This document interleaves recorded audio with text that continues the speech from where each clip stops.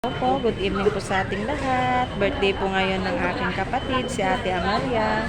Kaya dito na lang po kami kumain sa Jollibee kasi kanina may pinuntahan din kami sa kapatid ng asawa ko. Kaya wala na pong time magluto. Dessert na lang yung nagawa namin sa bahay, yung biko saka yung graham cake. Ayan. Daddy, look at the birthday.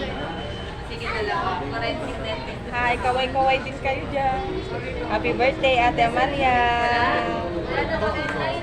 4-3 na po siya. So, ng paggagawa sapagkat alam naman na natin na ito yung sikat. Ito yung sikat na Ayan po ang aking asawa na vlogger. You like Jollibee? Yes! Yes. Request po kasi ito ng mga bata, si Janela, saka yung dalawang kuya niya. Kaya dito na kami kumain. Ayan po, ilapit mo nga. Post naman dyan. Laman yan, lapit. Okay na yan. Sige na, happy birthday. Pag-pray mo na, kuya.